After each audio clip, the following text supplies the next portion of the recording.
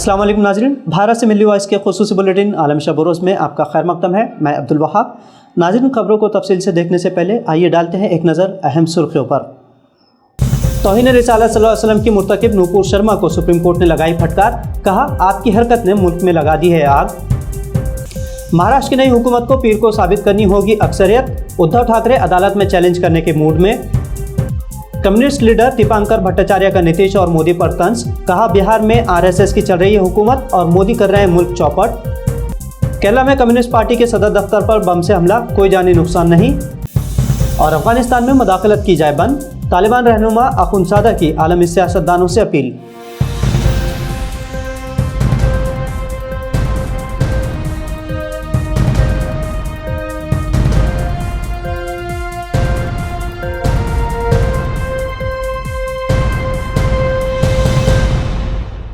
पैगम्बर इस्लाम सल्लल्लाहु अलैहि वसल्लम की शान में नाज़िबा कलमात अदा करने वाली बीजेपी की मुअत्तल शुदा मलून तर्जुमान नूपुर शर्मा को सुप्रीम कोर्ट ने सख्त फटकार लगाते हुए पूरे मुल्क से माफ़ी मांगने कहा है। सुप्रीम कोर्ट ने शर्मा को न सिर्फ माफ़ी बल्कि उदयपुर वाक़े का जिम्मेदार भी ठहराया, जिससे इंतहा पसंद खैमे में आग लगी हुई है। नूपुर शर्मा के FIR मुंतकिल करने की अर्जी पर समाअत करते हुए सुप्रीम कोर्ट ने कहा है कि उसके तबसरे ने मुल्क भर के लोगों के जज्बात को भड़का दिया है। आज जो कुछ भी हो रहा है उसके लिए वही जिम्मेदार है।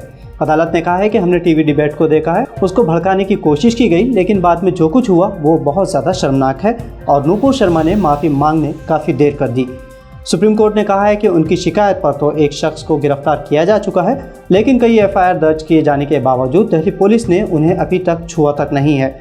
सुप्रीम कोर्ट के तबसरे का मिली तंजीमों और उलमाए-दीन ने खैर मकदम किया, लेकिन साथ ही कहा है कि नूपुर शर्मा को कानूनन सज़ा देना भी ज़रूरी है ताकि मुस्तक़बिल में कोई दूसरा शख्स इस तरह की हरकत से माहौल ख़राब न करे।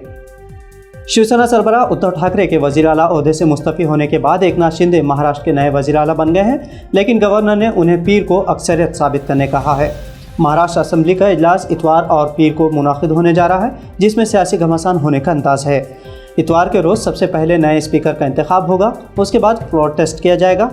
इधर महाविकास आघाड़ी ने एक मरतबा फिर एकनाथ शिंदे की क़यादत वाली नई हुकूमत तश्कील दिए जाने के बाद 39 बाकी अरकान असम्बली को खारिज करने के लिए सुप्रीम कोर्ट से रुजू किया है। इस मामले पर समाअत के लिए सुप्रीम कोर्ट ने 11 जुलाई की तारीख मुकर्रर की है। इधर उद्धव ठाकरे हार मानने के मूड में नहीं है और एकनाथ शिंदे को हुकूमत साजी के लिए मदऊ करने के गवर्नर के फैसले को चैलेंज किए जाने की तैयारी में है। उद्धव ठाकरे ने कहा है कि अमित शाह अगर उनसे किया गया वादा निभाते तो महाराष्ट्र में आज बीजेपी का वज़ीर आला होता। महाराष्ट्र में बीजेपी की मदद से शिवसेना बाकी अरकान असम्बली की हुकूमत बन चुकी है, लेकिन हुकूमत बनने के बावजूद देवेंद्र फडणवीस की कुछ तस्वीर से अंदाज़ा लगाया जा रहा है कि उनके चेहरे पर एक दिन पहले जो चमक और खुशी थी वो हलफ बर्दारी के बाद गायब हो गई और इसीलिए बीजेपी पर कई तरह के सवालात भी उठ रहे हैं। महाराष्ट्र के सियासी बहरान में बाजी अपने नाम करने वाले साबिक वज़ीर आला देवेंद्र फडणवीस को बीजेपी आला क़यादत ने नायब वज़ीर आला बनने का फरमान सुना दिया है और इस फैसले के बाद हलफ लेते वक्त फडणवीस का न सिर्फ चेहरा उतरा हुआ नजर आया बल्कि बोझल कदमों के साथ वो स्टेज की जानिब पेशकदमी करते हुए भी नजर आए। हलफ लेने के बाद वो मायूस भी नजर आए, जिसके बाद ये सवाल उठना लाजमी है कि आया फडणवीस ने बेदिली से नायब वज़ीर आला बनना कबूल किया। फडणवीस ने अपनी मायूसी को छुपाने की लाख कोशिश की और ट्विटर पर कहा उन्होंने एक वफादार कारकुन होने के नाते पार्टी के हुक्म की पैरवी की है। उन्होंने कहा कि जिस पार्टी ने मुझे आला ओहदे तक पहुंचाया उसका हुक्म मेरे लिए बालातर है, लेकिन उनके लबो लहजे ने उनकी मायूसी को जाहिर कर दिया। मीडिया में चल रही खबरों के मुताबिक बीजेपी के फैसले ने देवेंद्र फडणवीस को नायब वज़ीर आला बनाना उनके पर कतर देने के मुतरादिफ है।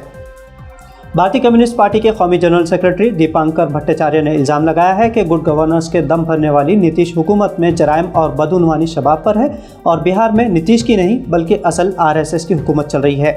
भट्टाचार्य ने एक प्रेस कॉन्फ्रेंस से खिताब करते हुए कहा कि बिहार में वज़ीर आला नीतीश कुमार की बेहतर हुक्मरानी का दावा खोखला साबित हो रहा है। कानून का राज होने की बात करने वाली नीतीश कुमार की मुद्दत कार में जिस तरह से जराइम, बदउनवानी और फ़िरक़ावाराना तशद्दुद में इजाफा हुआ है वो हुकूमत की नाकामी को जाहिर करता है। भट्टाचार्य ने भारतीय जनता पार्टी पर तंज करते हुए इल्ज़ाम लगाया कि वज़ीर आज़म नरेंद्र मोदी मुल्क के जमहूरी निज़ाम को चौपट करने में लगे हैं। केरला में communist party of India Marxist यानी CPIM के पार्टी पर बम फेंकने का वाक़या पेश आया है। पुलिस राय के मुताबिक तकरीबन 11:45 पर स्कूटर पर सवार 2 अफराद ने दफ्तर के मेन गेट पर बम फेंका। हमले में किसी के जख्मी होने की कोई इत्तला नहीं है। हालांकि वाक़े के वक्त कई लीडर दफ्तर में मौजूद थे। धमाके की ज़ोरदार आवाज़ सुनकर इलाके में ड्यूटी पर मामूर पुलिस एहलकार और पार्टी कारकुन मौके पर पहुंच गए, लेकिन तब तक हमलावर फरार हो चुके थे।